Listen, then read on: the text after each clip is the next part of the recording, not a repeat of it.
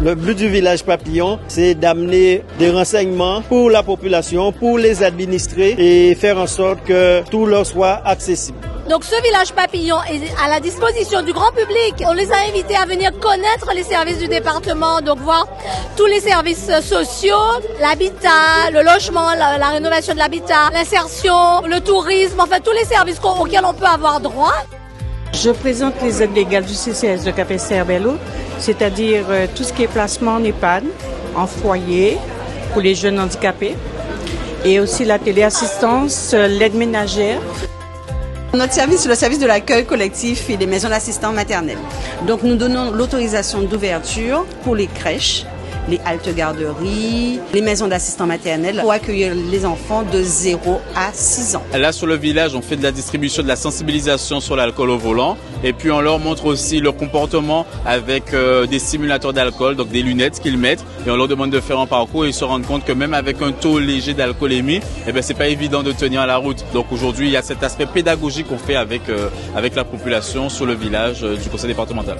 Je profite pour remercier l'ensemble des services du conseil départemental d'avoir joué le jeu en installant ce village papillon, puisque comme vous le voyez, c'est l'occasion depuis ce matin 10h pour que l'ensemble de la population capestrienne puisse venir à la rencontre des différents services, poser des questions, monter les dossiers en direct, mais surtout avoir ce contact avec les agents du conseil départemental. J'apprécie beaucoup, j'ai fait tous les stands, je trouve que c'est très bien pour la population vieillissante. Ils ont trouvé de quoi, il y a des documents qui vont les indiquer quoi faire, parce que nous avons beaucoup de personnes retirées qui n'ont pas peut-être une personne pour le faire pour eux. On va les apporter pour eux, ils vont voir que ça existe. Je suis super content parce que je n'arrive pas à remplir bien et là, la dame m'a aidé à remplir. Ça s'est bien passé pour moi. Je suis ravie de voir l'engouement qu'il y a autour de ce village. J'ai eu que des retours très positifs et donc j'ose féliciter le président Guy Losbar de cette belle initiative qui est à renouveler. Je dis bravo au conseil général, bravo à M. Losbar et toute son équipe. Compte tenu du public qu'il y avait, je pense qu'ils apprécient et que nous allons poursuivre dans cette démarche des villages papillons.